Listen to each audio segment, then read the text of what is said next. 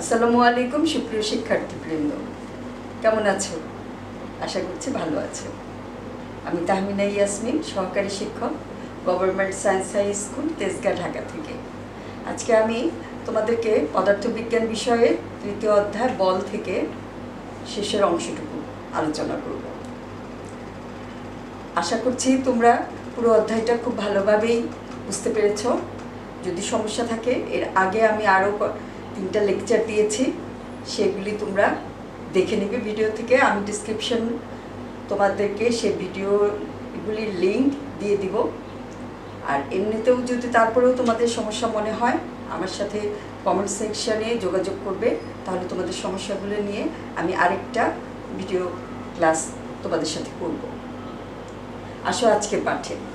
আজকে আমরা এর আগে যে অংশটুকু পড়েছি এই অধ্যায় থেকে, সেখানে প্রথমেই আমরা পড়েছি যে কোনো বস্তুর উপর যদি বল প্রয়োগ না করা হয় তাহলে বস্তুর অবস্থা কেমন হয়। 1 নম্বরে আমরা পড়েছি কোনো বস্তুর উপর বল প্রয়োগ করা হবে না, এবং সেটা আমরা জেনেছি নিউটনের প্রথম সূত্র থেকে। নিউটনের প্রথম সূত্র। এই অধ্যায় এই জায়গা থেকে আমরা জেনেছি যে কোনো বস্তুর উপর বল প্রয়োগ না করলে কি অবস্থা হয়। আর দ্বিতীয়টাতে আমরা জেনেছি কোনো বস্তুর উপর যদি বল প্রয়োগ করা হয় তাহলে বস্তুর গতির কীরকম পরিবর্তন হয়, বস্তুর কী পরিবর্তন হয়, এবং সেগুলি আমরা জেনেছি নিউটনের দ্বিতীয় সূত্র থেকে। নিউটনের দ্বিতীয় সূত্র থেকে। আর আজকে আমরা আলোচনা করব একটা বস্তু আরেকটা বস্তুর উপর বল প্রয়োগ করলে সেই দুইটা বস্তুর মধ্যে কি ক্রিয়া প্রতিক্রিয়া হয়, এবং এটা আলোচনা করব আমরা নিউটনের তৃতীয় সূত্র থেকে।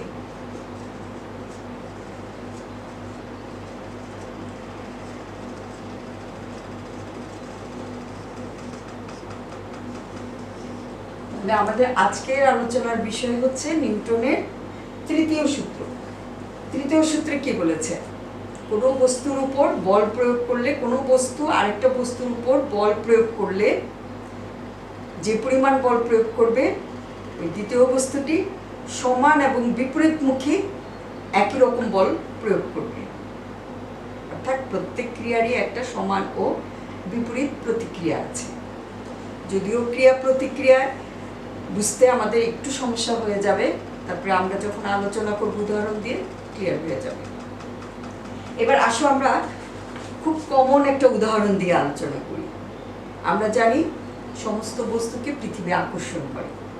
এখন মনে করো খুব পরিচিত উদাহরণ, আমরা উপর থেকে যদি কোনো একটা আপেল ছেড়ে দেই তাহলে পৃথিবী সে আকর্ষণে আপেলটা নিচের দিকে পড়বে। কিন্তু আমরা তো এই মাত্র নিউটনের তৃতীয় সূত্র থেকে জেনেছি যে একটা বস্তু যেই বলে তাকে আকর্ষণ করবে, অন্য বস্তু ঠিক সমান বলে আকর্ষণ করবে। তাহলে পৃথিবীর আপেলকে যে বলে আকর্ষণ করছে, আপেলটাও পৃথিবীকে সমান বলেই আকর্ষণ করছে। কিন্তু আপেলের আকর্ষণ বলটা অনুভব হয় না। কেন হয় না? আসলে আমরা এটা একটু বুঝে নিই। এখন আমরা জানি মহাকর্ষ সূত্র থেকে আমরা জানি যে কোনো বস্তু আরেকটা বস্তুকে আকর্ষণ করলে সেই বল F =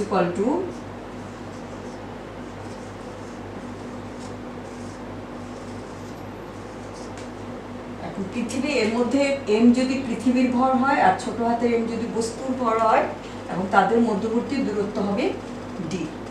তাহলে পৃথিবী যে বলে আকর্ষণ করবে, পৃথিবীর ভর আমরা এখানে লিখে নেই, বুঝতে সুবিধা হবে। পৃথিবীর ভর হচ্ছে m, পৃথিবীর ভর m, আর আপেলের ভর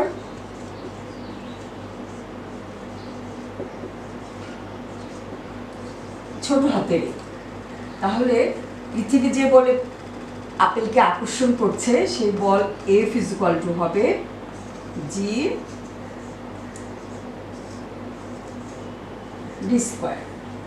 আবার আমরা জানি এই বল হচ্ছে mg। আমরা এটা জেনেছি F = mg। তাহলে আমরা লিখতে পারি mg =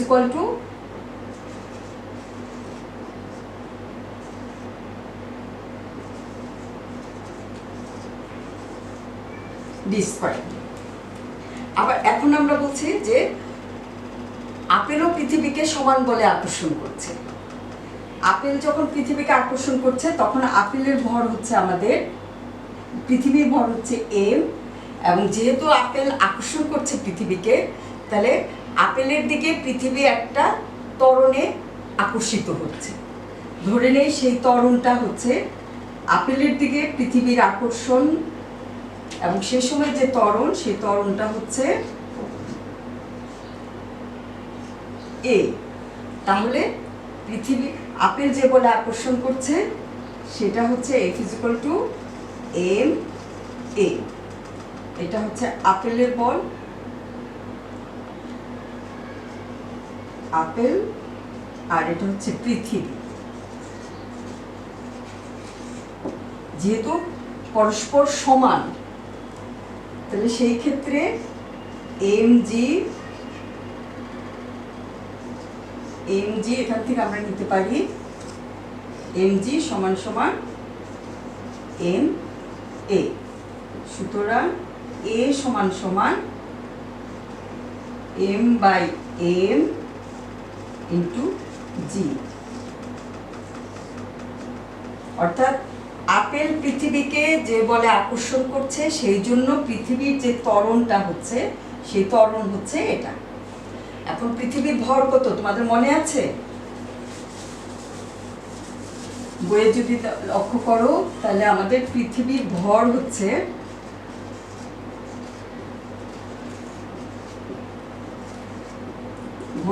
m মোটামুটি হচ্ছে 5 ×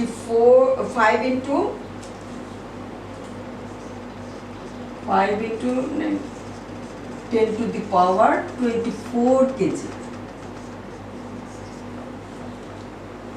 ব্যাপারটা বুঝতে পারছো?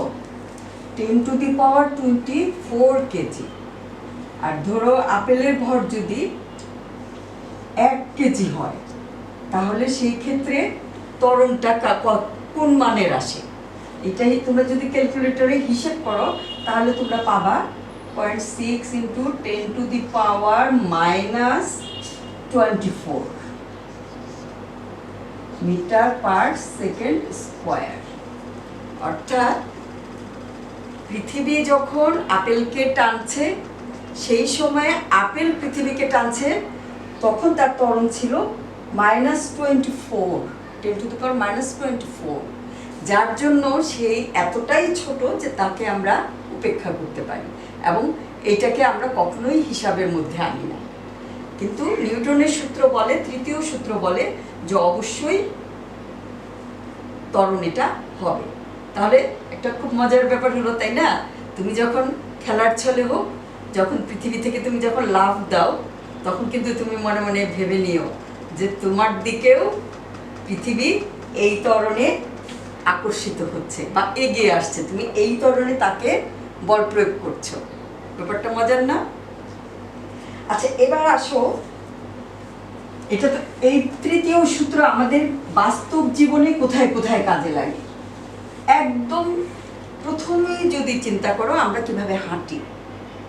আমরা যখন হাঁটি, এই হাঁটাটাই আমাদের তৃতীয় সূত্রকে ব্যাখ্যা করে। এখানে পা করতে চাই,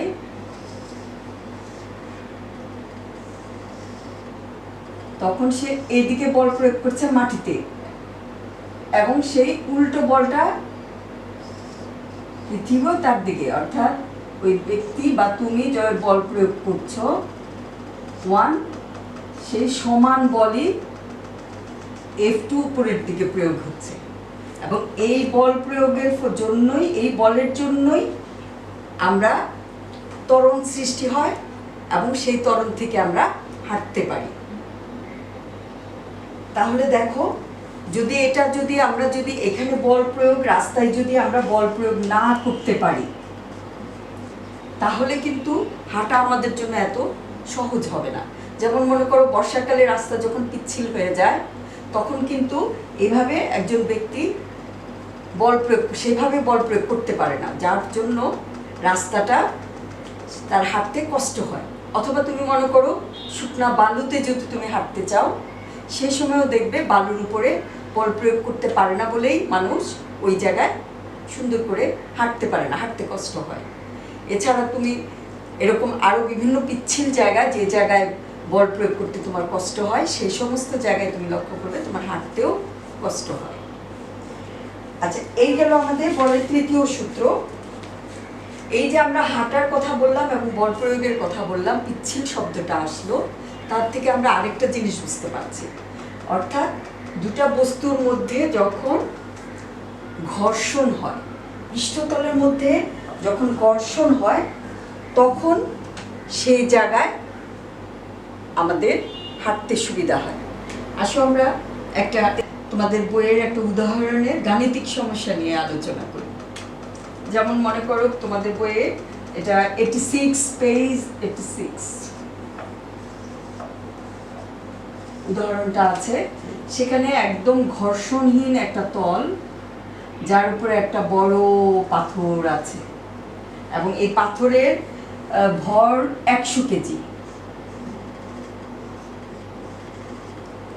এবং তুমি যদি এখান থেকে পাথরটাকে ধাক্কা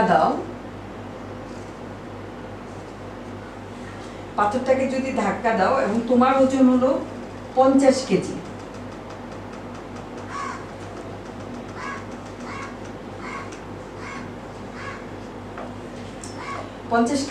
তোমার ওজন ভর, এবং পাথরের ভর হচ্ছে 100 কেজি, আর তুমি এই পাথরটাকে একদিকে 50 নিউটন বলে ধাক্কা দিচ্ছ।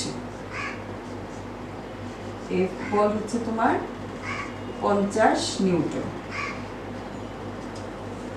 তাহলে আমাদের এখানে দেওয়া আছে কি কি? পাথরের ভর,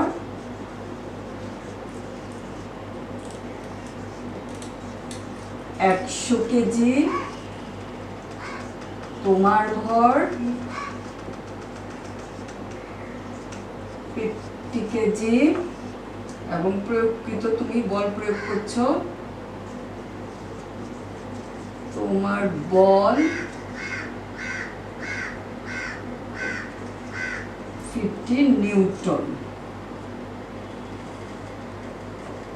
50 নিউটন এক মাথার থেকে ধাক্কা দিয়ে তুমি অন্য পাশে নিয়ে যাচ্ছ। এখন নিউটনের সূত্র অনুযায়ী তুমি যদি তাকে 50 নিউটন বলে প্রয়োগ করো, তাহলে এই পাথরটাও তোমাকে উল্টো দিকে 50 নিউটন বল প্রয়োগ করছে। এটা হচ্ছে নিউটনের তৃতীয় সূত্র। তাহলে এই অনুযায়ী দেখি আমরা পাথরের উপর কি পরিমাণ ত্বরণ সৃষ্টি করি প্রতি সেকেন্ডে। 1 সেকেন্ডে আমরা পাথরে ধাক্কা দিই, পাথরটার যদি আমরা এখান থেকে টান দিই, তাহলে বল হবে F, পাথরের ভর হচ্ছে 100 কেজি MA, তাহলে পাথরের ভর হচ্ছে আমাদের 100 কেজি, আর ত্বরণ কত? বল প্রয়োগ করছি 50 নিউটন, সুতরাং ত্বরণ A = 50/100 সমান মিটার পার সেকেন্ড স্কয়ার। এটা হচ্ছে পাথরের উপর তোমার বল, এবং তখন তুমি পাথরকে এই ত্বরণে সরাতে পারবে। এখন উল্টো পাথর যখন তোমাকে বল প্রয়োগ করবে, প্রতিক্রিয়া বল,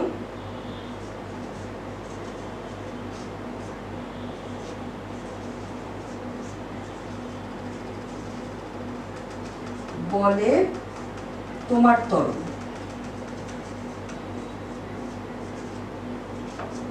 তোমার ত্বরণ কত হবে?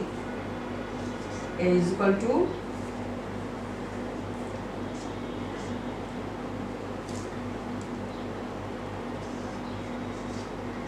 কারণ তোমার ভর হচ্ছে 50,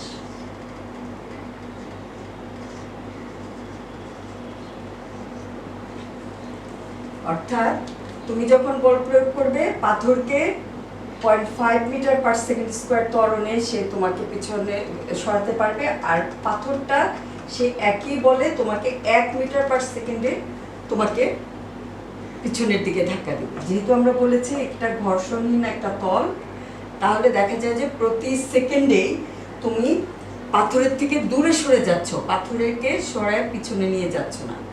তো সেই ক্ষেত্রে তুমি এই বলটা পাথরটার উপরে কিন্তু তুমি 1 সেকেন্ডের বেশি আর বল প্রয়োগ করতে পারবে না। এখানে বলা ছিল যে 10 সেকেন্ড পরে পাথরটার বেগ কত হবে, অর্থাৎ যেহেতু তুমি বলই প্রয়োগ করতে পারছো না, তাহলে পাথরটাকে সরানো সম্ভব না। অন্যরকম আরেকটা বল নিয়ে আলোচনা করি। এর আগে আমরা মাধ্যাকর্ষণ বা মহাকর্ষ বল, স্প্রিং বল এসব নিয়ে কথা বলেছি। এখন আমরা বলবো ঘর্ষণ বল।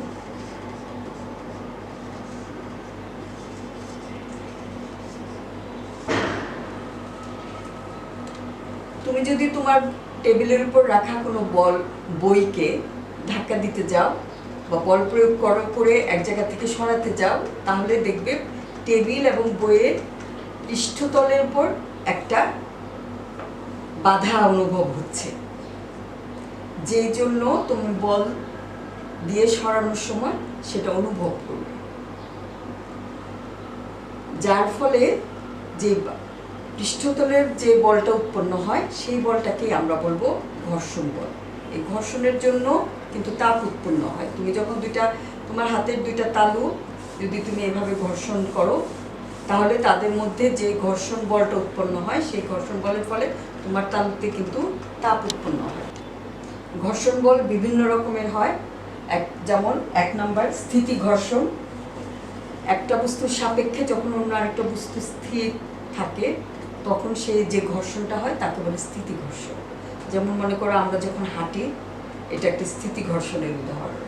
এছাড়া গতি ঘর্ষণ, অর্থাৎ এক হচ্ছে স্থিতি ঘর্ষণ,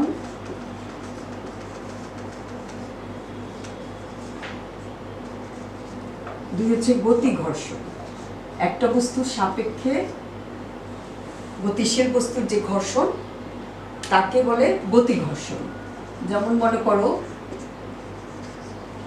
যখন একটা সাইকেল চলে এবং সাইকেলের চাকাকে থামানোর জন্য আমরা যখন ব্রেক চাপি, তখন চলন্ত সাইকেলের উপরে ব্রেক চেপে যে ঘর্ষণটা তৈরি করে সেটা হচ্ছে গতি ঘর্ষণ। গতি ঘর্ষণটা বস্তুর ভর যত বেশি, গতি ঘর্ষণটাও সেখানে বেশি প্রয়োগ করতে হয়। যেমন মনে করো যদি বস্তুর ভর m হয়, তাহলে তার ওজন হবে W হবে mg, আর ঘর্ষণ বল যদি F হয়, ঘর্ষণ বল যদি F হয় তাহলে আমার F হবে মিউ W। এটা মিউ হচ্ছে ঘর্ষণ সহ। আর এছাড়া 3 নাম্বার হচ্ছে আমাদের আবর্ত ঘর্ষণ।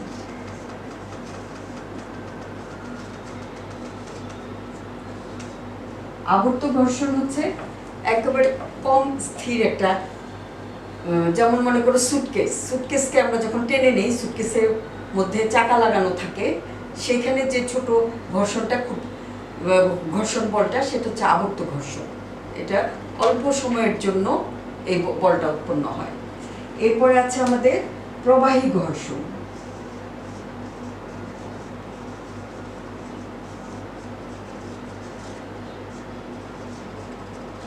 প্রবাহী ঘর্ষণ হচ্ছে যে সমস্ত বস্তু প্রবাহী, তরল, বায়বীয় পদার্থ, এসবের মধ্যে দিয়ে যে ঘর্ষণ বলটা উৎপন্ন হয় সেটা হচ্ছে প্রবাহী ঘর্ষণ। যেমন পানির ভিতর দিয়ে যদি তুমি তোমার হাতটা নাও, নাড়াচাড়া করো, তাহলে যে ঘর্ষণটা উৎপন্ন হয় সেটা এক ধরনের প্রবাহী ঘর্ষণ। প্যারাসুট দিয়ে যখন কেউ নামে তখন বাতাসের সাথে প্যারাসুটের যে ঘর্ষণ বলটা, এই ঘর্ষণ বলের জন্যই আসলে নিরাপদে নামা যায়, এটাকে বলে আবর্ত ঘর্ষণ। এছাড়া স্থিতি ঘর্ষণ আর গতি ঘর্ষণের উপরে তোমাদের বইয়ে একটা অ্যাসাইনমেন্টে আছে, নিজে করো, তোমরা এটা চেষ্টা করো, পারবে।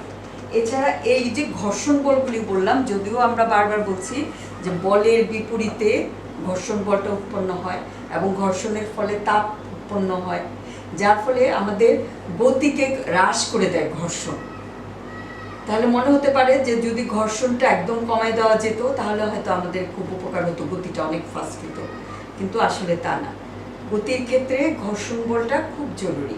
তোমরা যদি লক্ষ্য করো, গাড়ির যে চাকা, তার টায়ার থাকে, তার কিন্তু খাঁজ কাটা থাকে, এবং এই খাঁজ কাটার জন্যই গাড়ির টায়ার রাস্তার উপরে সে ঘর্ষণ বল উৎপন্ন করতে পারে, যার ফলে গাড়ির চাকাটা ঘুরে এবং গাড়িটা গতিশীল হয়। ড্রাইভার সবসময় লক্ষ্য রাখে যেন তার চাকার এই খাঁজ কাটা দাগগুলি, এগুলি যেন মুছে না যায়। এগুলো যদি মুছে যায় তাহলে সে চাইলে গাড়িটাকে যদি ব্রেক করতে চায় তাহলে কিন্তু সহজে থামাতে পারবে না।